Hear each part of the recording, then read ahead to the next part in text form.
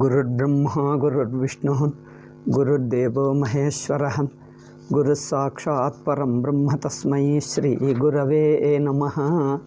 ನಾವು ಲಘು ಸಿದ್ಧಾಂತ ಕೌಮುದಿ ಎಷ್ಟೋ ವರ್ಷ ನಂತರ ದಿವಸ ಅಲ್ಲ ಶುರು ಮಾಡ್ತಾ ಇದ್ದೀವಿ. ಅದಕ್ಕೋಸ್ಕರ ಗುರು ಶ್ಲೋಕ ಹೇಳಿಬಿಟ್ಟು ಒಂದು ಪಾಣಿನೀಕಿ ನಮಸ್ಕಾರ ಹೇಳೋಣ. ಏನಾಕ್ಷರ ಸಮಾಮ್ನಾಯಂ ಅಧಿಗಮ್ಯ ಮಹೇಶ್ವರಾತ್ ಕೃತ್ಸ್ನಂ ವ್ಯಾಕರಣಂ ಪ್ರೋಕ್ತಂ ತಸ್ಮೈ ಪಾಣಿನಯೇ ನಮಃ. ಏಕೆಂದರೆ ಪಾಣಿನಿಗೆ ನಮಸ್ಕಾರ ಮಾಡುವುದು ಸಂಪ್ರದಾಯ. ಏಕೆಂದರೆ ಪಾಣಿನಿ ವ್ಯಾಕರಣಕ್ಕೆ ಗುರುಗಳು. ಅದರಿಂದ ಇದು ನಿಮಗೆ ಗೊತ್ತಿರಬಹುದು ಶ್ಲೋಕ. ಯಾರಿಗೆ ಗೊತ್ತಿಲ್ಲವೋ ನಾನು ಶ್ಲೋಕ ಹೇಳ್ತೀನಿ, ತಾವು ಹೇಳಬಹುದು. ಏಕೆಂದರೆ ತಾವು ದೂರದಲ್ಲಿದ್ದೀರಿ, ನಮ್ಮ ಮಾತು ಇದು ಏನದು ನೇರಾಗಿ ನೋಡೋಕ್ಕಾಗಲ್ಲ. ಆದರೂ ನಾನು ಹೇಳ್ತೀನಿ. ಏನಾಕ್ಷರ ಸಮಾಮ್ನಾಯಂ ಅಧಿಗಮ್ಯ ಮಹೇಶ್ವರಾತ್ ಕೃತ್ಸ್ನಂ ವ್ಯಾಕರಣಂ ಪ್ರೋಕ್ತಂ ತಸ್ಮೈ ಪಾಣಿನಯೇ ನಮಃ. ಆಯಿತು. ಈಗ ಲಘು ಸಿದ್ಧಾಂತ ಕೌಮುದಿ ಲೇಖಕರಾದ ವರದರಾಜಾಚಾರ್ಯರು ಅವರ ಶ್ಲೋಕನೂ ಹೇಳೋಣ. ನತ್ವಾ ಸರಸ್ವತೀಂ ದೇವೀಂ ಶುದ್ಧಾಂ ಗುಣ್ಯಾಂ ಕರೋಮ್ಯಹಂ ಪಾಣಿನೀಯ ಪ್ರವೇಶಾಯ ಲಘು ಸಿದ್ಧಾಂತ ಕೌಮುದೀಂ. ನಾವು ಹಿಂದಿನ ಒಂದು 4-5 ಪ್ರವಚನಗಳಲ್ಲಿ ನನ್ನದು ರೆಕಾರ್ಡ್ ಆಗಿ ಇದೆ ಪ್ಲೇಲಿಸ್ಟ್ನಲ್ಲಿ, ಅಂದರೆ ಲಘು ಸಿದ್ಧಾಂತ ಕೌಮುದಿ ಎಂಬ ಪ್ಲೇಲಿಸ್ಟ್ನಲ್ಲಿ ಒಂದು 4 ಪ್ರವಚನಗಳು ಹಾಕಿದ್ದೀನಿ. ಮೊದಲನೆಯ ಪ್ರವಚನ ರೆಕಾರ್ಡ್ ಆಗಲಿಲ್ಲ, 4 ಮಾತ್ರ ಮಾಡಿದ್ದೇನೆ, 2ರಿಂದ 5ವರೆಗೂ. ಅದರಲ್ಲಿ ನಾವು ಮೊದಲು ಏನು ಕಲಿತುಕೊಂಡಿದ್ದೇವೆ ಅಂದರೆ ಅಕ್ಷರ.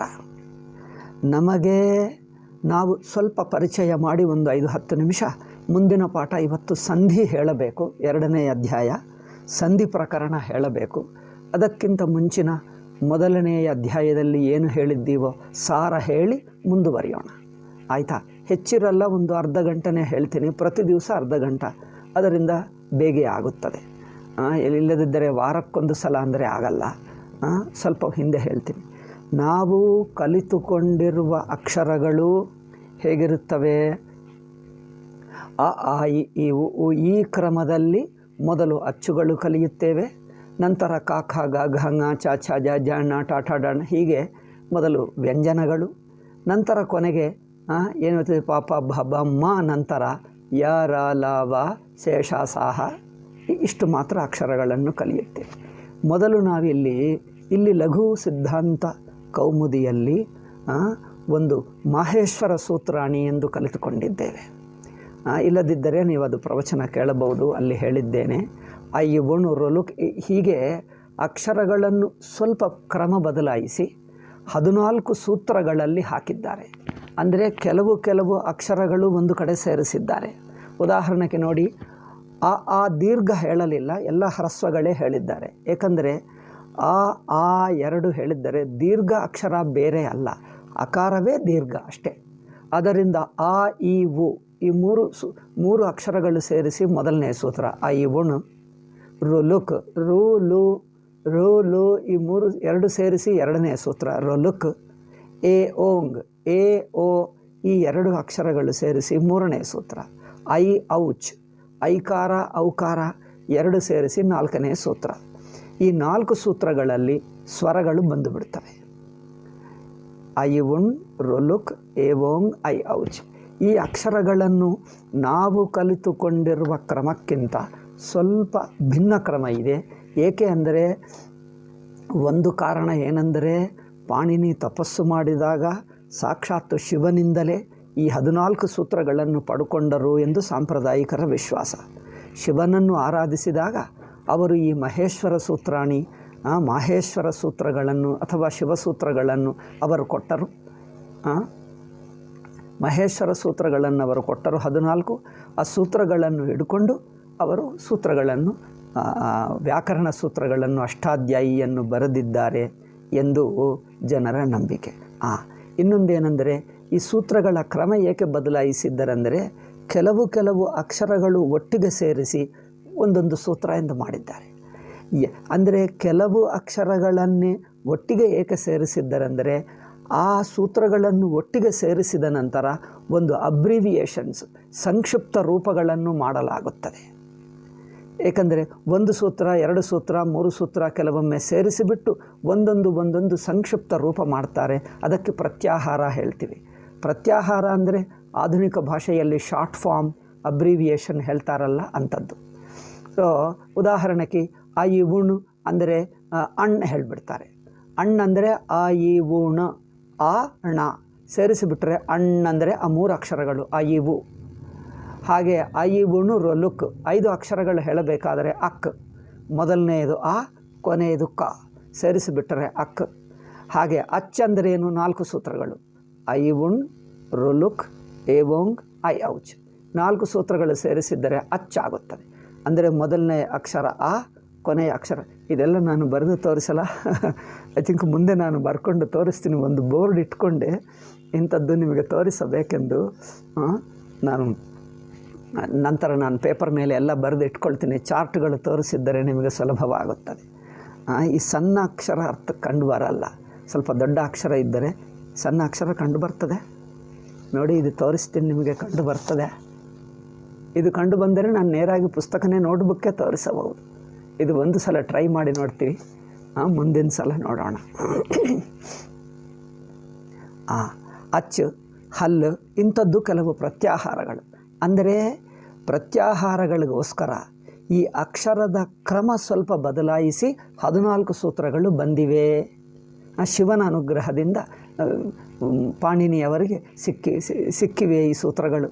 ಆದ್ದರಿಂದ ಕೆಲವು ಒಂದು ಸೆಟ್ ಅಕ್ಷರ ಸಮುದಾಯ, ಈ ಅಕ್ಷರ ಸಮುದಾಯಗಳು ಒಟ್ಟಿಗೆ ಇಟ್ಟರೆ ಆ ಅಕ್ಷರಗಳೆಲ್ಲ ಒಂದು ಬಗೆಯಾದ ಪರಿವರ್ತನವನ್ನು ಹೊಂದುತ್ತವೆ.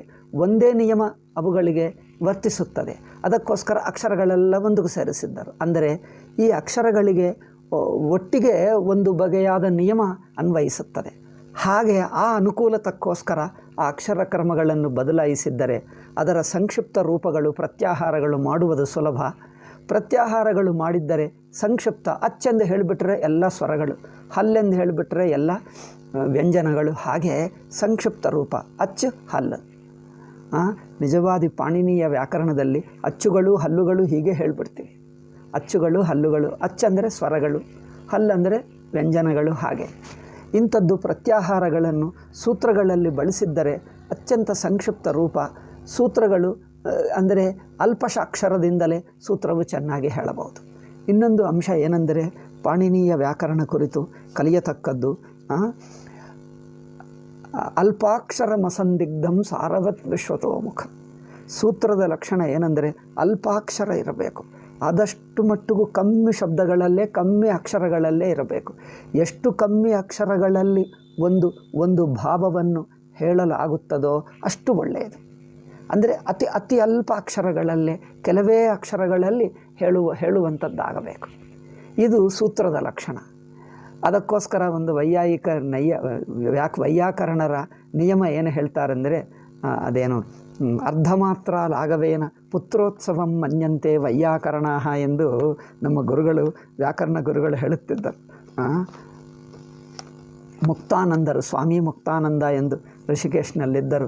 ಆ ಸ್ವಾಮೀಜಿ ನಮಗೆ ವ್ಯಾಕರಣ ಹೇಳಿಕೊಟ್ಟರು. ಅವರು ಹೇಳುತ್ತಿದ್ದರು ಏನೆಂದರೆ ನಾನು ಕಲಿತಿರುವ ಶಾಸ್ತ್ರಗಳೆಲ್ಲ ಸನ್ಯಾಸಿಗಳಿಂದಲೇ, ಹೆಚ್ಚು ಯಾವುದೇ ಒಂದೆರಡು ಬಿಟ್ಟರೆ ಹೆಚ್ಚು ಸನ್ಯಾಸಿಗಳಿಂದಲೇ. ಆದ್ದರಿಂದ ನನಗೆ ವ್ಯಾಕರಣವೂ ಹೇಳಿದ್ದು ಅವರೇ, ಮುಕ್ತಾನಂದ ಸ್ವಾಮಿಗಳು.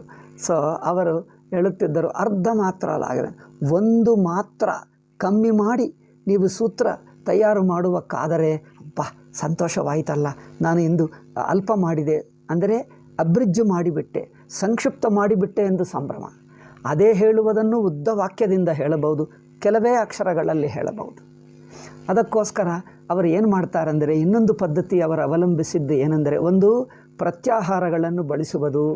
ಸೂತ್ರಗಳನ್ನು ಅತಿ ಸಂಕ್ಷೇಪ ಮಾಡಲಿಕ್ಕೆ ಪ್ರತ್ಯಾಹಾರಗಳನ್ನು ಬಳಸಿದ್ದಾರೆ. ಇನ್ನೊಂದು ಪದ್ಧತಿ ಬಳಸಿದ್ದಾರೆ, ಸೂತ್ರಗಳನ್ನು ಅತಿ ಸಂಕ್ಷಿಪ್ತವಾಗಿ ಅತಿ ಚಿಕ್ಕದಾಗಿ ಇಡುವುದಕ್ಕೆ ಅವರು ಬಳಸಿರುವ ಇನ್ನೊಂದು ಪದ್ಧತಿ ಏನೆಂದರೆ ಅಧಿಕಾರ ಅನುವೃತ್ತಿ. ಸ್ವಲ್ಪ ವ್ಯಾಕರಣ ಕೇಳಿದವರಿಗೆ ಇದೆಲ್ಲ ಗೊತ್ತಿರುತ್ತದೆ, ಕೆಲವರಿಗೆ ಗೊತ್ತಿಲ್ಲದವರಿಗೆ ಇದು ಹೇಳ್ತಾ ಇದ್ದೀನಿ. ಸ್ವಲ್ಪ ಪೇಷನ್ಸ್ ಇಟ್ಕೊಂಡು, ಯಾಕಂದರೆ ಮೊದಲನೆಯ ಪ್ರವಚನಗಳು, ಮೊದಲು 2-3 ಪ್ರವಚನಗಳು ಸ್ವಲ್ಪ ಪ್ರಾರಂಭಿಕ ವಿಷಯಗಳು ಹೇಳುವುದಿರುತ್ತದೆ. ಸ್ವಲ್ಪ 2-3 ಆಗಿಬಿಟ್ಟರೆ ಈಗ ಬೇಗ ಬೇಗ ಹೋಗ್ತಾ ಇರುತ್ತೀವಿ, ಯಾಕಂದರೆ ಈ ಪ್ರಾರಂಭಿಕ ವಿಷಯಗಳು ನಿಮಗೆ ಗೊತ್ತಾಗಿರುತ್ತವೆ. ಈಗ ನಾನು ರಿಪೀಟ್ ಮಾಡಬೇಕಾಗಿಲ್ಲ, ನಿಮ್ಮ ಟೈಮ್ ವೇಸ್ಟ್ ಮಾಡಲ್ಲ. ಎಷ್ಟು ಅರ್ಥವಾಗುವಕ್ಕೆ ಬೇಕೋ ಅಷ್ಟೇ ಹೇಳ್ತೀನಿ. ಅನಾವಶ್ಯಕ ಹೇಳಿ ಹೇಳಿ ಬೋರ್ ಮಾಡುವುದು, ಟೈಮ್ ವೇಸ್ಟ್ ಮಾಡುವುದು ಬೇಡ. ಆದ್ದರಿಂದ ಸಂಕ್ಷೇಪ ಮಾಡುವುದಕ್ಕೆ ಇನ್ನೊಂದು ಪದ್ಧತಿ ಅವರು ಅವಲಂಬಿಸಿದ್ದೇನೆಂದರೆ ಅಧಿಕಾರ ಅನುವೃತ್ತಿ. ಅಧಿಕಾರ ಅಂದರೆ ಏನಂದರೆ, ಒಂದು ಸೂತ್ರ ಮೇಲೆ ಒಂದು ಸೂತ್ರ ಕೊಟ್ಟು ಆ ಸೂತ್ರದಲ್ಲಿರುವ ಪದಗಳು ಅನಂತರ ಸೂತ್ರಗಳಲ್ಲಿ ಎಲ್ಲೆಲ್ಲಿ ಬೇಕಾಗ್ತದೋ ಅದೇ ಸೂತ್ರವನ್ನು ಮತ್ತು ಪ್ರತಿಯೊಂದು ಸೂತ್ರಕ್ಕೆ ಸೇರಿಸ್ತಾ ಹೋಗಬೇಕು. ಅದು ಅಧಿಕಾರ ಸೂತ್ರ. ಅಧಿಕಾರ ಸೂತ್ರ ಅಂದರೆ ಆ ಸೂತ್ರ ಕೆಳಗೆ ಬಂದಿರುವ ಎಷ್ಟೇ ಸೂತ್ರ ಆಗಲಿ, 5, 10, 50 ಒಂದೊಂದು ಕೆಲವೊಮ್ಮೆ ಅಧ್ಯಾಯನೇ ಆಗಿಬಿಡ್ತದೆ ಅಧಿಕಾರ. ಅಂದರೆ ಅಧಿಕಾರ ಅಂದರೆ ಆ ಮುಂದಿನ ಸೂತ್ರಗಳೆಲ್ಲಕ್ಕೆ ಇದಕ್ಕೆ ಒಂದು ಅಧಿಕಾರ ಇದೆ. ಅಧಿಕಾರ ಅಂದರೆ ಈ ಸೂತ್ರದಲ್ಲಿರುವ ಪದಗಳು ಪ್ರತಿಯೊಂದು ಸೂತ್ರಕ್ಕೆ ಸೇರಿಕೊಂಡು ಬಿಡ್ತವೆ. ಹಾಗೆ ಅಧಿಕಾರ ಸೂತ್ರವನ್ನು ಅದರ ನಂತರ ಬರುವ ಅದರ ಕೆಳಗಿನ ಸೂತ್ರಗಳಿಗೆ ಸೇರಿಸಿಬಿಟ್ಟರೆ ಅದನ್ನೇನು ಹೇಳ್ತೀವಿ, ಆ ಸೂತ್ರದ ಅರ್ಥ ನಮಗೆ ಪೂರ್ಣವಾಗುತ್ತದೆ, ಸ್ಪಷ್ಟವಾಗುತ್ತದೆ. ಇನ್ನೊಂದು ಪದ್ಧತಿ ಏನೆಂದರೆ ಅನುವೃತ್ತಿ. ಪೂರ್ತಿ ಅಧಿಕಾರ ಸೂತ್ರ ಅಂದರೆ ಯಾವ ಪೂರ್ತಿ ಸೂತ್ರ ಬರುತ್ತದೋ ಅದಕ್ಕೆ ಅಧಿಕಾರ ಸೂತ್ರ ಹೇಳ್ತೀವಿ.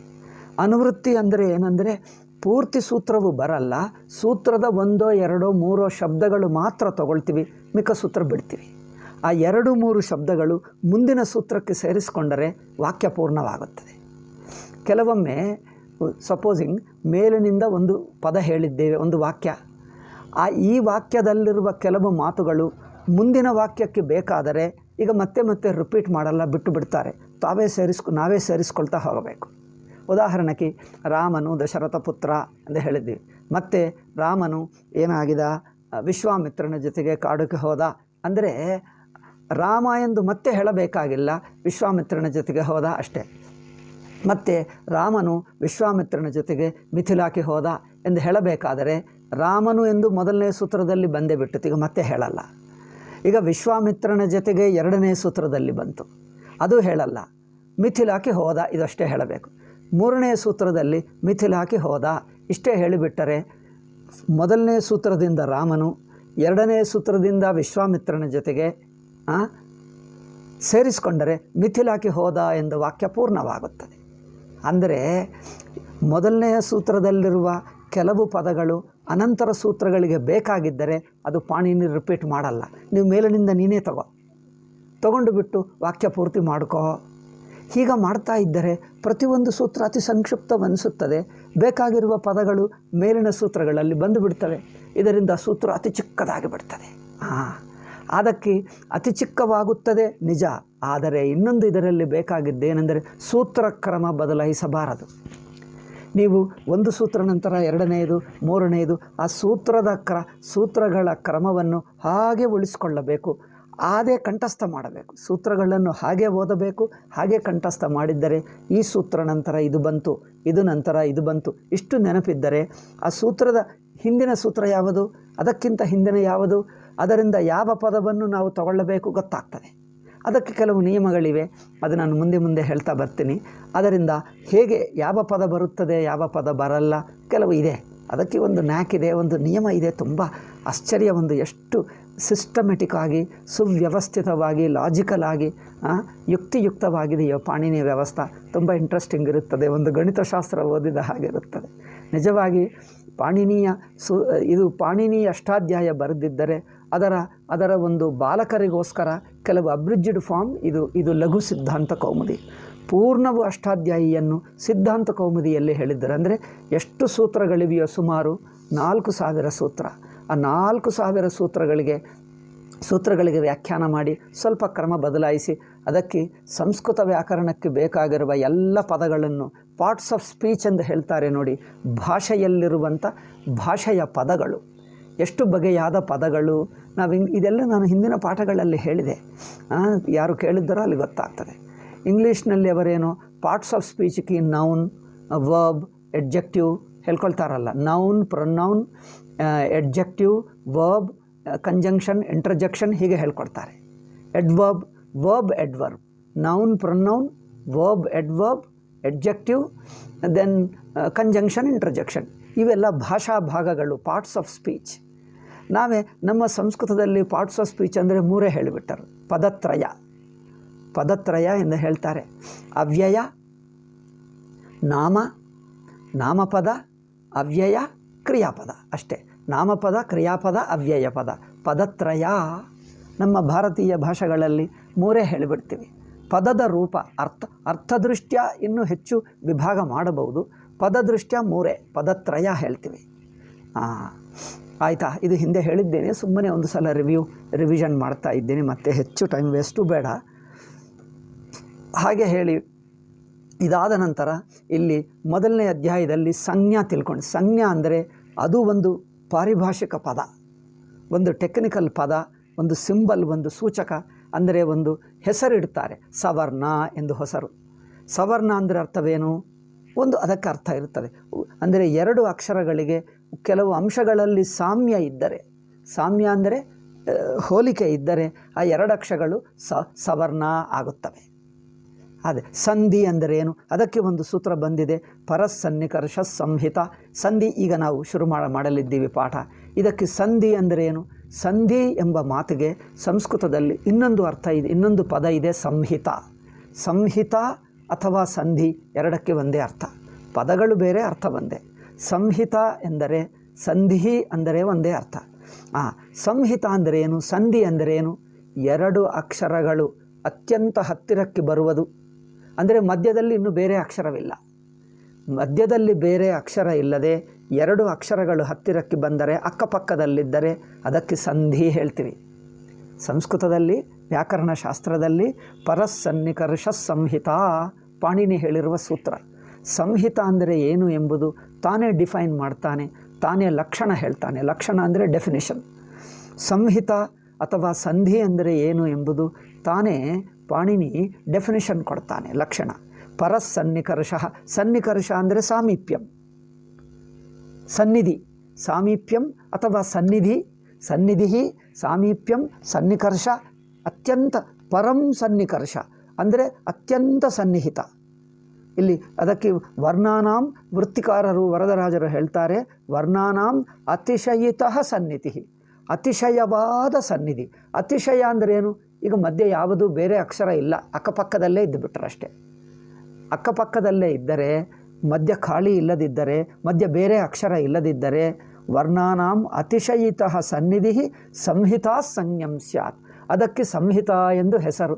ಸಂಜ್ಞಾ ಅಂದರೆ ಹೆಸರು, ಸಂಜ್ಞಾ ಅಂದರೆ ಒಂದು ಪಾರಿಭಾಷಿಕ ಪದ ಅಲ್ಲವೇ? ಈಗ ಸಂಹಿತ ಅಂದರೆ ಹೇಳಿದ್ದೀವಿ. ಕೆಲವು ನಾವು ಏನದು ಮೊದಲು ಪ್ರತ್ಯಾಹಾರ ಅಂದರೆ ಏನು ತಿಳ್ಕೊಂಡಿದ್ದೇವೆ, ಮತ್ತು ಸಂಹಿತ ಅಂದರೆ ಏನು ತಿಳ್ಕೊಂಡಿದ್ದೇವೆ ಅಷ್ಟೇ. ಪ್ರತ್ಯಾಹಾರ ಏನದು ಸವರ್ಣ ಅಷ್ಟೇ, 2. ನಂತರ ಸಂಹಿತ 3, ಸಂಯೋಗ 4, ಪದ 5. ಐದೇ 5 ಏನದು ಹೆಸರುಗಳನ್ನು, ಅಂದರೆ ವ್ಯಾಕರಣ ಹೆಸರುಗಳನ್ನು, ಟೆಕ್ನಿಕಲ್ ಹೆಸರು ಅಂದರೆ ಪಾರಿಭಾಷಿಕ ಹೆಸರುಗಳನ್ನು, 5 ಹೆಸರುಗಳನ್ನು ಹಿಂದಿನ ಮೊದಲನೇ ಅಧ್ಯಾಯದಲ್ಲಿ ಕಲಿತುಕೊಂಡಿದ್ದೇವೆ. ಒಂದೇನು ಪ್ರತ್ಯಾಹಾರ ಅಂದ್ರೇನು, 2ನೇದು ಸವರ್ಣ ಅಂದ್ರೇನು. ಪ್ರತ್ಯಾಹಾರ ಅಂದರೆ ಹೇಳಿದ್ದೀವಲ್ಲ, ಅಕ್, ಅಚ್ಚು, ಹಲ್ಲು ಇವುಗಳೆಲ್ಲ ಸಂಕ್ಷಿಪ್ತವಾದ ಅಕ್ಷರ ಸಮುದಾಯದ ಒಂದು ಸಂಕ್ಷಿಪ್ತ ಹೆಸರಿಗೆ ಪ್ರತ್ಯಾಹಾರ ಹೇಳ್ತೀವಿ. ಅದು ನೀವು ಕಲಿತಿದ್ದೇವೆ, ನಾವು ಹಿಂದಿನ ಪಾಠದಲ್ಲಿದ್ದೇವೆ, ನಿಮಗೆಷ್ಟು ಮಾತ್ರ ಗೊತ್ತು. 2ನೇದು ಸವರ್ಣ ಅಂದರೇನು? 2 ಅಕ್ಷರಗಳು, 2 ಅಕ್ಷರ ಅಂದರೆ ಅಚ್ಚುಗಳೇ, ಒಂದೇ ಬಗೆಯಾದ ಉಚ್ಚಾರಣ ಸ್ಥಾನ. ಉಚ್ಚಾರಣಕ್ಕೆ ಸ್ಥಾನ ಪ್ರಥಮ ಅಧ್ಯಾಯದಲ್ಲಿ ನಾವು ಹೇಳಿಬಿಟ್ಟಿದ್ದೇವೆ. ಉಚ್ಚಾರಣ ಸ್ಥಾನಗಳು 5 ಇರುತ್ತವೆ. ಒಂದೇ ಉಚ್ಚಾರಣ ಸ್ಥಾನ, ಒಂದೇ ಬಗೆಯಾದ ಪ್ರಯತ್ನ. ಸ್ಥಾನ ಪ್ರಯತ್ನ 2 ಇರುತ್ತದೆ. ಅಕ್ಷರಗಳ ಉಚ್ಚಾರಕ್ಕೆ ಸ್ಥಾನ ಪ್ರಯತ್ನ. ಬಾಯಿಯಲ್ಲಿ 5 ಸ್ಥಾನಗಳು ಹೇಳಿದ್ದೇವೆ, ನೀವು ಹಿಂದಿನ ಪ್ರವಚನಗಳು ಕೇಳಬಹುದು. 5 ಕಂಠ, ತಾಲು, ಕಂಠ, ತಾಲು, ಮೂರ್ಧ, ದಂತ, ಓಷ್ಠ. ಕಂಠ, ತಾಲು, ಮೂರ್ಧ, ದಂತ, ಓಷ್ಠ 5 ಸ್ಥಾನಗಳು. ಈ 5 ಸ್ಥಾನಗಳಿಗೆ ಪ್ರಯತ್ನ, ಅಂತಃಪ್ರಯತ್ನ, ಬಾಹ್ಯ ಪ್ರಯತ್ನ. ಮುಖ್ಯವಾಗಿ ಅಂತಃಪ್ರಯತ್ನವೇ ತಗೊಳ್ತೀವಿ. 5 ಬಗೆಯಾದ ಪ್ರಯತ್ನಗಳಿವೆ. ಯಾವ 2 ಅಕ್ಷರಗಳಿಗೆ ಒಂದೇ ಸ್ಥಾನದಿಂದ ಉಚ್ಚಾರವಾಗುತ್ತದೋ, ಅಂದರೆ ಎರಡು ಅಚ್ಚುಗಳಿಗೆ, ಸ್ವರಗಳಿಗೆ, ಎರಡು ಸ್ವರ ಅಕ್ಷರಗಳಿಗೆ ಒಂದೇ ಉಚ್ಚಾರಣ ಸ್ಥಾನ ಇರುತ್ತದೆ, ಒಂದೇ ಪ್ರಯತ್ನ ಇದ್ದರೆ ಆ ಎರಡು ಅಕ್ಷರಗಳು ಪರಸ್ಪರವಾಗಿ ಸವರ್ಣಾಕ್ಷರಗಳು, ಸವರ್ಣ ಅಚ್ಚುಗಳು, ಸವರ್ಣ ಸ್ವರಗಳು, ಅಚ್ಚುಗಳು ಎರಡೂ ಒಂದೇ, ಸವರ್ಣ ಸ್ವರಗಳು ಅಥವಾ ಅಚ್ಚುಗಳು ಹೇಳಲ್ಪಡುತ್ತವೆ. ಸೊ ಸವರ್ಣ ಅಂದ್ರೇನು ಕಲ್ತ್ಕೊಂಡಿದ್ದೀವಿ. ಮೊದಲು ಪ್ರತ್ಯಾಹಾರ, ಎರಡನೆಯದು ಸವರ್ಣ, ಮೂರನೆಯದು ಸಂಧಿ ಅಥವಾ ಸಂಹಿತಾ. ಸಂಧಿ ಅಂದರೇನು? ಎರಡು ಅಕ್ಷರಗಳು ಹತ್ತಿರಕ್ಕೆ ಬಂದರೆ ಸಂಧಿ. ಈಗ ನಾಲ್ಕನೆಯದು ಏನಂದರೆ ಹಲೋ ನಂತರ ಸಂಯೋಗ. ಹಲ್ ಮಧ್ಯ ಅಂದರೆ ಅಚ್ಚುಗಳು ಮಧ್ಯದಲ್ಲಿ ಬರದೆ ಎರಡು ಹಲ್ಲುಗಳು, ಹಲ್ಲಂದರೆ ವ್ಯಂಜನಗಳು, ಎರಡು ವ್ಯಂಜನಾಕ್ಷರಗಳು ಹತ್ತಿರಕ್ಕೆ ಬಂದು ಮಧ್ಯದಲ್ಲಿ ಅಚ್ಚು ಅಥವಾ ಸ್ವರ ಇಲ್ಲದಿದ್ದರೆ ಅದಕ್ಕೆ ಸಂಯುಕ್ತಾಕ್ಷರ ಎಂದು ಹೇಳ್ತೀವಿ. ಉದಾಹರಣೆಗೆ ರಕ್ತ, ಧರ್ಮ, ಧರ್ಮದಲ್ಲಿ ರ ಮ, ಧರ್ಮ, ರ ನಂತರ ಆ ಇಲ್ಲ, ಅಕಾರ ಇಲ್ಲ, ಧರಮ ಇಲ್ಲ, ಧರ್ಮ.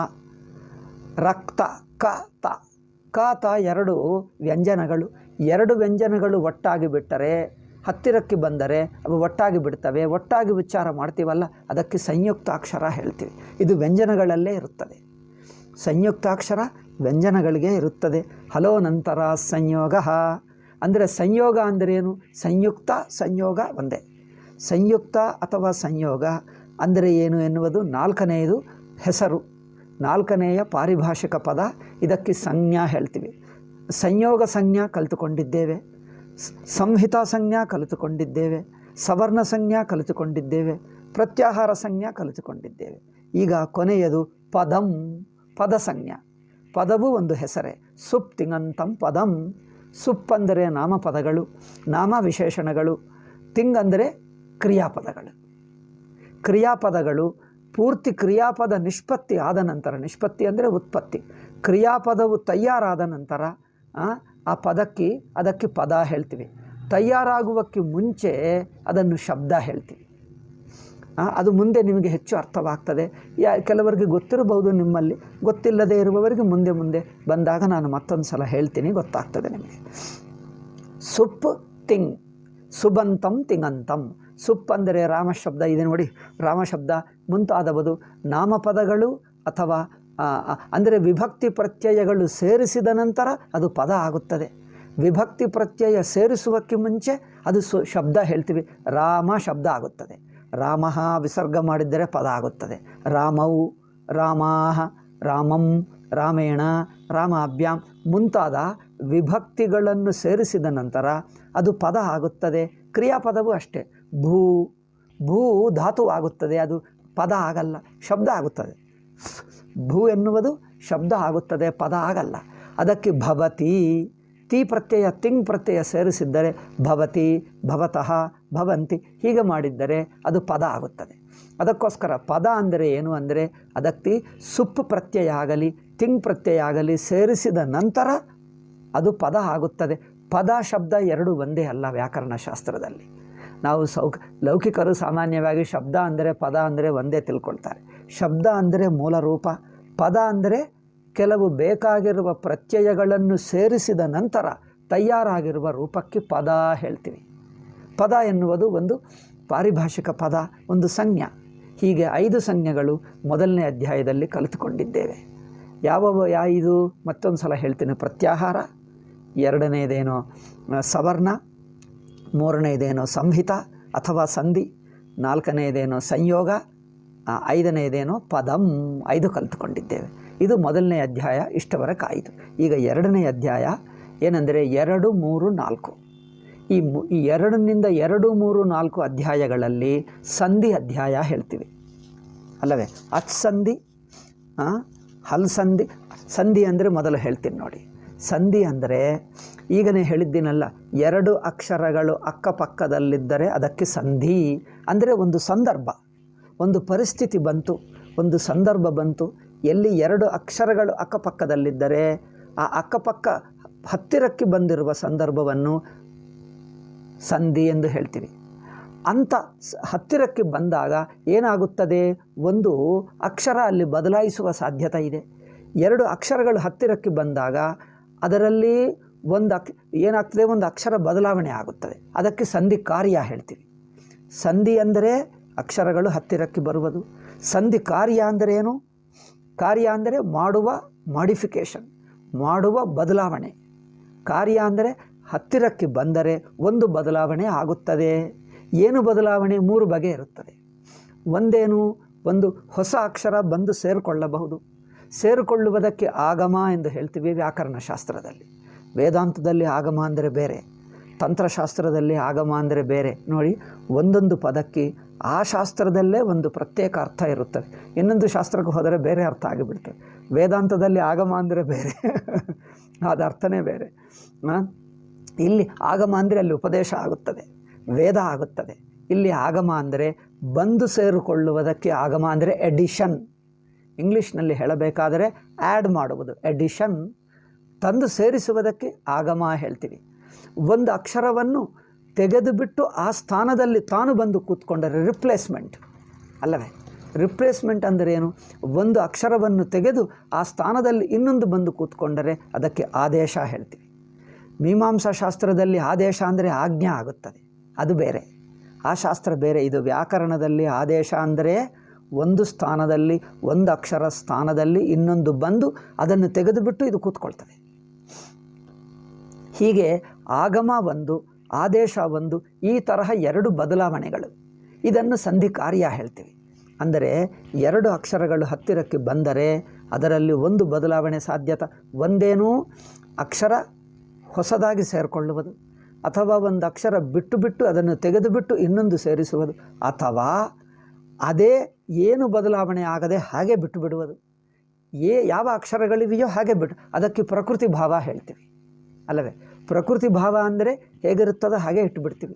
ಪ್ರಕೃತಿ ಅಂದರೆ ಸ್ವಭಾವ. ಪ್ರಕೃತಿ ಅಂದರೆ ಸ್ವಭಾವ ಅಂದರೆ ಸ್ವಾಭಾವಿಕ ಸ್ಥಿತಿಯಲ್ಲೇ ಇರುವುದು. ಅಂದರೆ ಹೇಗಿದೆಯೋ ಹಾಗೆ, ಇದನ್ನು ಏನು ಹೇಳ್ತಾರೆ? ಸ್ಟೇಟಸ್ ಕೋ ಎಂದು ಹೇಳ್ತಾರೆ ನೋಡಿ. ಹೇಗಿದೆಯೋ ಹಾಗೆಯೇ ಇಟ್ಟು ಬಿಡುವುದು, ಬದಲಾವಣೆ ಇಲ್ಲ. ಯಥಾಸ್ಥಿತಿ, ಯಥಾಸ್ಥಿತಿಗೆ, ಅಥವಾ ನಮ್ಮ ಭಾಷೆಯಲ್ಲಿ ಭಾರತೀಯ ಭಾಷೆಯಲ್ಲಿ ಹೇಳಬೇಕಾದರೆ ಯಥಾಸ್ಥಿತಿ, ಹಿಂದೆ ಹೇಗಿದೆಯೋ ಹಾಗೆ ಬಿಟ್ಟು ಬಿಡುವುದು, ಅದಕ್ಕೆ ಪ್ರಕೃತಿ ಭಾವ.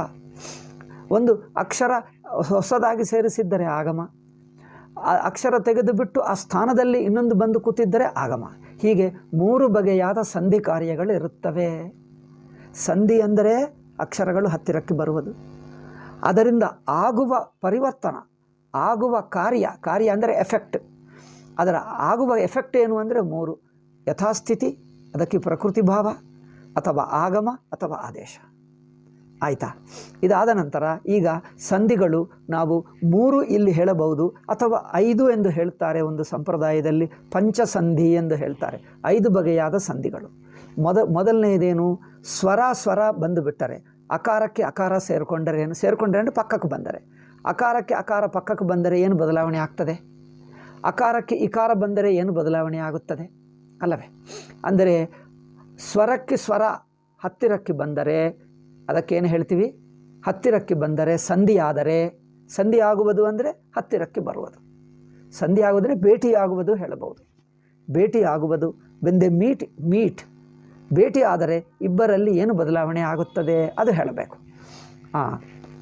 ಹತ್ತಿರಕ್ಕೆ ಬಂದರೆ ಸಂಧಿ ಅಥವಾ ಸಂಹಿತ ಹೇಳಿದ್ದೀವಿ. ಇದರಲ್ಲಿ ಏನಿರುತ್ತದೆ? ಒಂದು ಸ್ವರ ಹತ್ತಿರಕ್ಕೆ ಬರ್ತವೆ, ಅದಕ್ಕೆ ಅಚ್ ಸಂಧಿ ಹೇಳ್ತೀವಿ. ಅಚ್ ಸಂಧಿ ಅಂದರೆ ಸ್ವರಕ್ಕೆ ಸ್ವರ ಅಕ್ಕಪಕ್ಕದಲ್ಲಿರುತ್ತದೆ, ಇದು ಸ್ವರ ಸಂಧಿ ಹೇಳ್ತೀವಿ. ಹಲ್ ಸಂಧಿ ಅಂದರೆ ಹಲ್ಲುಕ್ಕೆ ಹಲ್ಲು ಅಂದರೆ ವ್ಯಂಜನಕ್ಕೆ ವ್ಯಂಜನ, ವ್ಯಂಜನಕ್ಕೆ ಅಕ್ಕಪಕ್ಕದಲ್ಲಿ ಇನ್ನೊಂದು ವ್ಯಂಜನ ಬರುತ್ತದೆ. ಏಕೆಂದರೆ ರಾಕಿ ಕಾ ಬರುತ್ತದೆ, ಕಾಕಿ ತಾ ಬರುತ್ತದೆ, ಕಾ ವ್ಯಂಜನ ತಾ ವ್ಯಂಜನ 2 ಹತ್ತಿರಕ್ಕೆ ಬಂದು ಬಿಟ್ಟರೆ ಅದು ಹಲ್ ಸಂಧಿ. ಅಂದರೆ ಹಲ್ ಸಂಧಿ ಅಂದರೆ 2 ಹಲ್ಲುಗಳು ಅಕ್ಕಪಕ್ಕದಲ್ಲಿ ಬಂದಿರುವ ಸ್ಥಿತಿ, ಪಕ್ಕದಲ್ಲೇ ಬಂದಿರುವ ಸ್ಥಿತಿ. ಆವಾಗ ಏನು ಬದಲಾವಣೆ ಎನ್ನುವುದು ಸಂಧಿ ಕಾರ್ಯ ಅಲ್ಲವೇ? ಸಂಧಿ ಕಾರ್ಯ, ಈ ವ್ಯತ್ಯಾಸ ನೆನಪಿಟ್ಕೊಂಡು. ಸಂಧಿ ಅಂದರೆ ಅಕ್ಕಪಕ್ಕದಲ್ಲಿ ಬರುವುದು, ಭೇಟಿಯಾಗುವುದು. ಬದಲಾವಣೆ ಏನಾಗುತ್ತದೆ? ಕಾರ್ಯ. ಇದು ವ್ಯಂಜನ ಸಂಧಿ. 3ನೇದೇನೆಂದರೆ ವಿಸರ್ಗ ಸಂಧಿ. ವಿಸರ್ಗ ಸಂಧಿ ಅಂದರೆ ವಿಸರ್ಗಕ್ಕೆ ಸ್ವರಕ್ಕೆ ಸಂಬಂಧ ಆದರೆ, ಅಂದರೆ ವಿಸರ್ಗ ಮತ್ತು ಒಂದು ಸ್ವರ ಅಕ್ಷರ ಅಕಾರ ಇದೆ, ಆ ವಿಸರ್ಗ ಅಹ ಬಂದರೆ ಏನು ಬದಲಾವಣೆ ಆಗುತ್ತದೆ? ಪರಿವರ್ತನೆ ಏನಾಗುತ್ತದೆ? ವಿಸರ್ಗಗಳು ವಿಸರ್ಗ ಗೊತ್ತಲ್ಲವೇ? 2 ಡಾಟ್ಸು, 2 ಅಕ್ಷರ, 2 ಚುಕ್ಕೆಗಳು, ಮೇಲೆ ಒಂದು ಕೆಳಗೆ ಒಂದು. ವಿಸರ್ಗ. ಈ ಸೆಮಿಕೋಲನ್ ಹಾಕ್ತೀವಿ ನೋಡಿ, ಅಷ್ಟೇ. ನಾವು ಕೋಲನ್, ಸೆಮಿಕೋಲನ್ ಅಲ್ಲ, ಕೋಲನೇ. ಆ ಕೋಲನ್ಗೆ ಹಾಗೆ ಇರುತ್ತದೆ, ಕೋಲನೇ ಅಲ್ಲ, ಕೋಲನ್ ಹಾಗಿರುತ್ತದೆ.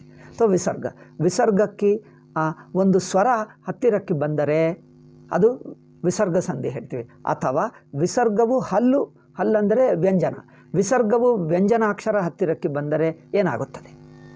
ಹೀಗೆ ಸ್ವರ ಭೇಟಿಯಾದರೆ, ವ್ಯಂಜನ ಭೇಟಿಯಾದರೆ, ವಿಸರ್ಗ ಸ್ವರ ಆಗಲಿ ವ್ಯಂಜನ ಜೊತೆಗೆ ಆದರೂ ಭೇಟಿಯಾದರೆ 3 ಬಗೆಯಾದ ಸಂಧಿಗಳು. ಇವುಗಳನ್ನು ಸ್ವರ ಸಂಧಿ, ವ್ಯಂಜನ ಸಂಧಿ, ವಿಸರ್ಗ ಸಂಧಿ. ಇದಕ್ಕೆ ಪಾಣಿನಿಯ ಭಾಷೆಯಲ್ಲಿ ಅಚ್ ಸಂಧಿ, ಹಲ್ ಸಂಧಿ, ವಿಸರ್ಗ ಸಂಧಿ. ಆಯಿತಾ? ಅಚ್ ಸಂಧಿ ಇನ್ನು ಮೇಲೆ ನೆನಪಿಟ್ಕೊಂಡು, ಇದು ಪಾಣಿನಿಯ ಭಾಷೆಯಲ್ಲಿ ಸ್ವರ ಸಂಧಿಗೆ, ಸಂಧಿ ಅಂದರೆ ಭೇಟಿಯಾಗುವುದು, ಹತ್ತಿರಕ್ಕೆ ಬರುವುದು. ಸ್ವರ ಸಂಧಿ ಅಂದರೆ 2 ಸ್ವರಗಳು ಹತ್ತಿರಕ್ಕೆ ಬರುವುದಂದರೆ ಅಚ್ ಸಂಧಿ ಹೇಳ್ತೀವಿ. ಅಚ್ ಸಂಧಿ. 2 ಹಲ್ಲುಗಳು ಭೇಟಿಯಾದರೆ ವ್ಯಂಜನಗಳು, ಹಲ್ ಸಂಧಿ. ವಿಸರ್ಗ ಸ್ವರ ಆಗಲಿ ವ್ಯಂಜನ ಆಗಲಿ, ಸ್ವರ ಆಗಲಿ ವ್ಯಂಜನ ಆಗಲಿ, ವಿಸರ್ಗ ಹತ್ತಿರಕ್ಕೆ ಬಂದರೆ ಅವಾಗೇನು ಹೇಳ್ತೀವಿ? ವಿಸರ್ಗ ಸಂಧಿ. ಈ 3 ಸಂಧಿಗಳು. ಆದರೆ ಪಾಣಿನಿಯ ಭಾಷೆಯಲ್ಲಿ, ಸಂಪ್ರದಾಯದಲ್ಲಿ 5 ಸಂಧಿಗಳು ಎಂದು ಹೇಳುವುದುಂಟು. మరి ಮಿಕ್ಕ 2 ಯಾವುವು ಅಂದರೆ, ಮಿಕ್ಕ 2 ಇದರಲ್ಲೇ ಸೇರಿಸಿ ಹೇಳಿಬಿಡ್ತಾರೆ.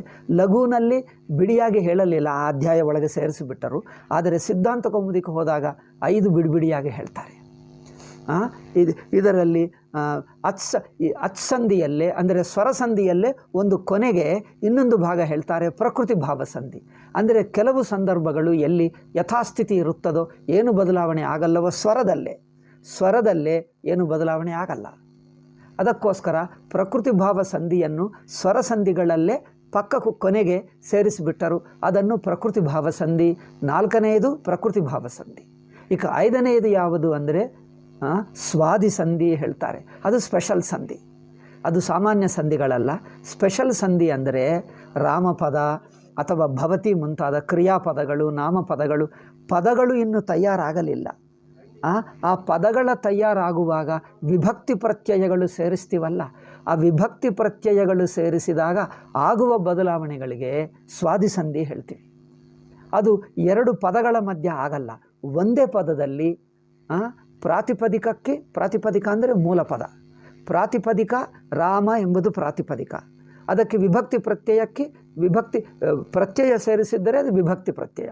ಅಂದರೆ ಮೂಲ ಪ್ರಾತಿಪದಿಕಕ್ಕೆ ವಿಭಕ್ತಿ ಪ್ರತ್ಯಯ ಸೇರಿಸಿದಾಗ ತಯಾರಾದರೆ ಪದವಾಗುತ್ತದೆ.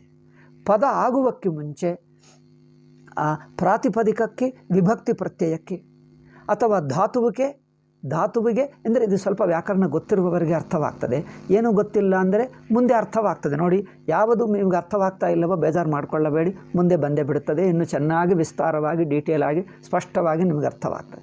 ಯಾರಿಗೆ ವ್ಯಾಕರಣ ಮೊದಲೇ ಗೊತ್ತೋ ಸ್ವಲ್ಪ ನಾನು ಹೇಳಿದ್ದು ಈವರೆಗೆ ಅರ್ಥವೇ ಆಗಿಬಿಟ್ಟಿತ್ತು ಅದು ನಾನು ಹೇಳುವುದು ರಿಪಿಟೇಷನ್ ಆಗ್ತದೆ, ನಿಮಗೆ ಅರ್ಥವೇ ಆಗೇ ಇರಬಹುದು. ಮತ್ತು ನಾನು ನೇರಾಗಿ ನೀವು ಎದುರಾಗಿಲ್ಲ, ಅದಕ್ಕೋಸ್ಕರ ನಾನು ಸ್ವಲ್ಪ ಅರ್ಥವಾಗಲ್ಲವೇನೋ ಎಂದು ಎಲ್ಲರನ್ನು ದೃಷ್ಟಿಯಲ್ಲಿಟ್ಕೊಂಡು ಸ್ವಲ್ಪ ರಿಪೀಟ್ ಮಾಡ್ತೀನಿ. ನೀವು ಸ್ವಲ್ಪ ಪೇಷನ್ಸ್ ಇಟ್ಕೊಳ್ಳಿ, ತಾಳ್ಮೆ ಇಟ್ಕೊಂಡು, ಏಕೆಂದರೆ ನಾನು ಎಲ್ಲ ಶ್ರೋತೃಗಳನ್ನು ದೃಷ್ಟಿಯಲ್ಲಿಟ್ಕೊಂಡು ಹೇಳಬೇಕಾಗ್ತದೆ. ಆದ್ದರಿಂದ ಇದು ಸ್ವಾದಿ ಸಂಧಿ ಅಂದರೆ ಪ್ರಾತಿಪದಿಕಕ್ಕೆ ವಿಭಕ್ತಿಗೆ ಸೇರಿಸಿ ಪದವನ್ನು ತಯಾರು ಮಾಡ್ತೀವಿ. ಆ 2ರ ಮಧ್ಯೆ ಆಗುವುದು ಸ್ಪೆಷಲ್ ಸಂಧಿ. ಆ ಪ್ರತ್ಯೇಕ ಸಂಧಿಗೆ ಸ್ವಾದಿ ಸಂಧಿ ಹೇಳ್ತೀವಿ ಅಲ್ಲವೇ? ಹಾಗೆ ಮತ್ತು ಧಾತುವಿಗೆ ಮತ್ತು ಕ್ರಿಯಾಪದಕ್ಕೆ, ಧಾತುವಿಗೆ ಇನ್ನೊಂದು ತಿಂಗ್ ಪ್ರತ್ಯಯಕ್ಕೆ ಅದನ್ನು ಒಂದು ಬಗೆಯಾದ ವಿಭಕ್ತಿ ಹೇಳ್ತಾರೆ. ಧಾತುವಿಗೆ ತಿ ಇದೆ ನೋಡಿ, ಭವತಿಗೆ ಭೂ ತಿ ಭವತಿ ಆಗುತ್ತದೆ. ಆ ತಿ ಮುಂತಾದ ಪ್ರತ್ಯಯಗಳನ್ನು ಸೇರಿಸಿದ್ದು ಅದು ವಿಭಕ್ತಿ ಹೇಳ್ತಾರೆ. ಅವುಗಳನ್ನು ಸೇರಿಸುವಾಗ ಪ್ರಾತಿಪದಿಕಕ್ಕೆ ವಿಭಕ್ತಿ ಪ್ರತ್ಯಯಗಳು ಅಥವಾ ಧಾತುವಿಗೆ ವಿಭಕ್ತಿ ಪ್ರತ್ಯಯಗಳು ಸೇರಿಸುವಾಗ ಯಾವ ಸಂಧಿ ನಿಯಮಗಳು ಬೇಕಾಗ್ತವೋ ಅದನ್ನು ಏನು ಹೇಳ್ತೀವಿ? ಸ್ವಾದಿ ಸಂಧಿ ಹೇಳ್ತೀವಿ. ಈಗ 5 ಆಯಿತಾ? ಒಂದು ಸ್ವರ ಸಂಧಿ ಅಥವಾ ಅಚ್ ಸಂಧಿ, 2ನೆಯದು ಹಲ್ ಸಂಧಿ ಅಥವಾ ವ್ಯಂಜನ ಸಂಧಿ, 3ನೆಯದು ವಿಸರ್ಗ ಸಂಧಿ. ವಿಸರ್ಗಕ್ಕೆ ಸ್ವರ ವ್ಯಂಜನಗಳಿಗೆ ಮಧ್ಯ ಇರುವ ಸಂಧಿ. 4ನೆಯದು ಪ್ರಕೃತಿ ಭಾವ ಅಂದರೆ ಯಥಾಸ್ಥಿತಿ ಅಂದರೆ ಸಂಧಿ ಇಲ್ಲ ಎಂದು, ಅಸಂಧೆ ಸಂಧಿ. ಅಂದರೆ ಏನು ಬದಲಾವಣೆ ಆಗಲ್ಲ. ಎರಡು ಹತ್ತಿರಕ್ಕಿದ್ದರೆ ಹಾಗೆ ಇದ್ದು ಬಿಡ್ತವೆ. ಯಥಾಸ್ಥಿತಿ ಅಂದರೆ ಇದು ಸಂಧಿ ಅಲ್ಲ, ಸಂಧಿ ಆಗದೇ ಇರುವ ಸಂಧಿ. ಸಂಧಿ ಅಂದರೆ ಬದಲಾವಣೆ ಆಗಲ್ಲ, ಪರಿವರ್ತನೆ ಆಗಲ್ಲ. ಸುಮ್ಮನೆ ಹತ್ತಿರಕ್ಕೆ ಬಂದರೆ ಹತ್ತಿರ ಇದ್ದು ಬಿಡ್ತವೆ ಅಷ್ಟೇ. ಇದು ಯಥಾಸ್ಥಿತಿ ಇರುವಂಥದ್ದು. ಪ್ರಕೃತಿ ಭಾವ 4ನೆಯದು, ಸ್ವಾದಿ ಸಂಧಿ 5ನೆಯದು. ಈ 5 ಸಂಧಿಗಳನ್ನು ಈ 3 ಅಧ್ಯಾಯಗಳಲ್ಲಿ ತಿಳ್ಕೊಳ್ಳೋಣ. ಮೊದಲನೆಯದು ಅಚ್ಸಂಧಿ ಪ್ರಕರಣ. ಪ್ರಕರಣ ಅಂದರೆ ಅಧ್ಯಾಯ. ಅಚ್ಸಂಧಿಯಲ್ಲಿ ಮೊದಲನೆಯದು ಇಕೋ ಎಣಚಿ ಅಲ್ಲವೇ. ಇದಕ್ಕೆ ಮುಂಚೆ ಸ್ವಲ್ಪ ಒಂದು ನಿಮಿಷ 2 ನಿಮಿಷದಲ್ಲಿ ಹೇಳಿಬಿಟ್ಟು ಇವತ್ತಿನ ಪಾಠ ಮುಗಿಸ್ತೀನಿ. ಮಿಕ್ಕದ ನಾಳೆ ಹೇಳ್ತೀನಿ. ನಾನು ಅರ್ಧ ಗಂಟೆನೇ ಹೇಳಬೇಕಂದ್ಕೊಂಡೆ. ಮೊದಲನೇ ದಿವಸ 35 ನಿಮಿಷ ಆಯಿತು. ಪರವಾಗಿಲ್ಲ, ಅರ್ಧ ಗಂಟೆನೇ ಹೇಳ್ತೀನಿ, ಇನ್ನು ಮೇಲೆ ಹೆಚ್ಚು ತಗೊಳ್ಳಲ್ಲ. ಪ್ರತಿ ದಿವಸ ಹೇಳುವುದರಿಂದ ಅರ್ಧ ಗಂಟೆ ಸಾಕು. ಏನಂದರೆ ಈಗ ಸ್ವರಗಳು ಅಂದರೆ ಸ್ವರಗಳಲ್ಲಿ ನೋಡಿ ಲೆಫ್ಟ್ಗೆ ತಗೊಂಡು. ಸ್ವರಗಳಂದ್ರೆ ಏನು? ಆ ಈ ಉ ಮೆಲುಕು ಹೀಗೆ ಉದ್ದಕ್ಕೆ ಬರ್ಕೊಂಡು, ಉದ್ದಕ್ಕೆ ಊಹಿಸ್ಕೊಂಡು. ನಾನು ಮತ್ತೆ ನಿಮಗೆ ಬರೆದು ತೋರಿಸ್ತೀನಿ, ಅಥವಾ ಈಗಲೇ ಬರೆದು ತೋರಿಸಲ್ಲ. ಈಗಲೇ ಬರೆದು ತೋರಿಸಲ್ಲ. ಆಯಿತು.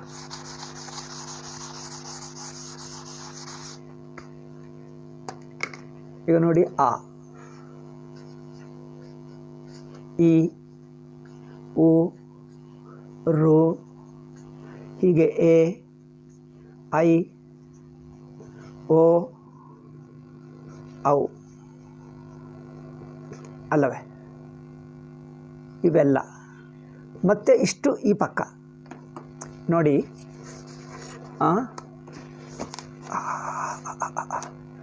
ಆ ಈ ಊರು ಲೆಫ್ಟ್ಗೆ ಬರುತ್ತವೆ, ಪೂರ್ತಿ ಸ್ವರಗಳು. ಮತ್ತು ಇದೇ ಸ್ವರಗಳು ರೈಟ್ ಸೈಡ್ಗೆ ಬರುತ್ತವೆ. ಅಂದರೆ ಆಕೆ ಆ ಭೇಟಿ ಆದರೆ ಏನು ಬದಲಾವಣೆ ಅಲ್ಲವೇ. ಹೀಗೆ ಲೆಫ್ಟ್ಗೆಲ್ಲ ತಗೊಂಡು ರೈಟ್ಗೆಲ್ಲ ತಗೊಂಡು ಇಷ್ಟು ಸ್ವರ ಸಂಧಿಯಲ್ಲಿ ಎಷ್ಟಾಗುತ್ತವೆ ಅಂದರೆ 5 ಸಂಧಿಗಳೇ ಇರುತ್ತವೆ ಅಲ್ಲವೇ. 5 ಸಂಧಿ ಅಂದರೆ ಆಕಿ ಆ ಭೇಟಿ ಆದರೆ ಈಕಿ ಈ, ಊಕಿ ಉ, ರೂಕಿ ರು ಅಷ್ಟೇ. ಇದನ್ನು ಸವರ್ಣ ದೀರ್ಘ ಸಂಧಿ ಎಂದು ಹೇಳ್ತೀವಿ. ಇದೆಲ್ಲ ಮುಂದೆ ಬರುತ್ತದೆ. ಎರಡನೇದೇನೆಂದರೆ ಆಕಿ ಇಕ್ ಬಂದರೆ, ಇಕ್ಕಂದರೆ ಈ ಊರೂಲು, ಇದು ಗುಣಸಂಧಿ ಎರಡನೆಯದು. ಆಕಿ ಏಚ್ ಬಂದರೆ ಮಿಕ್ಕ ಉಳಿದವು. ಅಂದರೆ ಈ ಊರು ಒಂದು, ಎವೋ ಏಚ್ ಒಂದು. ಇಕ್ ಬಂದರೆ ಗುಣಸಂಧಿ, ಆಕಿ ಏಚ್ ಬಂದರೆ ವೃದ್ಧಿ ಸಂಧಿ. 3 ಆಯಿತು. ಈಗ ಮತ್ತೆ ಲೆಫ್ಟ್ಗೂ ಈ ಊರು ಇದು ಒಂದೇನೆಂದರೆ ಯಣಾದೇಶ ಸಂಧಿ, ಮಿಕ್ಕದೇನು ಅಯಾದಿ ಸಂಧಿ ಅಷ್ಟೇ. ಅಂದರೆ ಲೆಫ್ಟ್ಗೂ 2 ಸಂಧಿ, ರೈಟ್ಗೂ 2 ಸಂಧಿ. ಈ ಆ ಈ ಊರೂರುಕ್ಕೆ ಸವರ್ಣ ದೀರ್ಘ ಸಂಧಿ. ಇಷ್ಟು 5 ಸಂಧಿಗಳು. ಅಚ್ಚು ಸಂಧಿಗಳೆಲ್ಲ 5. 5ಕ್ಕಿಂತ 2 ಸ್ವಲ್ಪ ಎಕ್ಸ್ಟ್ರಾ ಇವೆ, ಅದು ನಂತರ ಹೇಳ್ತೀನಿ. 5 ಸಂಧಿಗಳು. ಇವುಗಳನ್ನು ನಾವು ನಾಳೆ ಹೇಳುವುದು ಶುರು ಮಾಡೋಣ. ಒಂದು ಸವರ್ಣ ದೀರ್ಘ ಸಂಧಿ. ಸವರ್ಣ ದೀರ್ಘ ಏನಾಗುತ್ತದೆ? ಆಕಿ ಆ ಬಂದು ಸೇರಿಕೊಂಡರೆ ಏನು ಪರಿವರ್ತನೆ ಆಗುತ್ತದೆ? ಆಕಿ ಆ, ಈಕಿ ಈ, ಊಕಿ ಊ, ರೂಕಿ ರು ಅಲ್ಲವೇ. ಈ 4 ಹತ್ತಿರ ಬಂದರೆ ಏನಾಗುತ್ತದೆ? ಈಗ ಮತ್ತೆ ಆಕಿ ಈ ಊರು ಬಂದರೆ, ಇಕ್ ಬಂದರೆ, ಆಕಿ ಏಚ್ ಬಂದರೆ, ಇಕ್ ಏಚು ಇವು ಪ್ರತ್ಯಾಹಾರಗಳು. ಅದು ನಾನು ಹೇಳ್ತೀನಿ ಮುಂದೆ. ಗೊತ್ತಿರುವವರಿಗೆ ಗೊತ್ತಿರುತ್ತದೆ, ಗೊತ್ತಿಲ್ಲದವರಿಗೆ ನಾನು ಮುಂದೆ ಹೇಳ್ತೀನಿ. ಹೀಗೆ 5 ಸ್ವರ ಸಂಧಿಗಳು: ಸವರ್ಣ ದೀರ್ಘ ಸಂಧಿ, ಯಣಾದೇಶ ಸಂಧಿ, ಅಯಾದಿ ಸಂಧಿ, ಗುಣಸಂಧಿ, ವೃದ್ಧಿ ಸಂಧಿ 5. ಇನ್ನು 2 ಇರುತ್ತವೆ: ಪೂರ್ವರೂಪ ಸಂಧಿ, ಉತ್ತರ ರೂಪ ಸಂಧಿ ಅಂತ ಅಲ್ಲವೇ. ಪೂರ್ವರೂಪ ಅದು ಆ 2 ಇರುತ್ತವೆ. ಅದು ಸ್ವಲ್ಪ ಲಿಟಲ್ ಎಕ್ಸೆಪ್ಷನ್ಸು, ಅದು ನಂತರ ಹೇಳೋಣ. ಈ 5 ಪ್ರಧಾನ. ಮೊದಲು ಈ 5ಅನ್ನು ಹೇಳೋಣ. ನಾಳೆನಿಂದ ಇಕೋ ಎಣಚಿ ಎಂದು ಮೊದಲು ಹೇಳೋಣ. ಅದು ನಾಳೆ ಹೇಳಿ ಮುಂದೆ ಮುಂದುವರಿಯೋಣ. ಓಕೆ. ಓಂ ಶಾಂತಿ ಶಾಂತಿ ಶಾಂತಿ. ಹರಿ ಓಂ ಶ್ರೀ ಗುರುಭ್ಯೋ ನಮಃ. ಹರಿ ಓಂ ತತ್ಸತ್.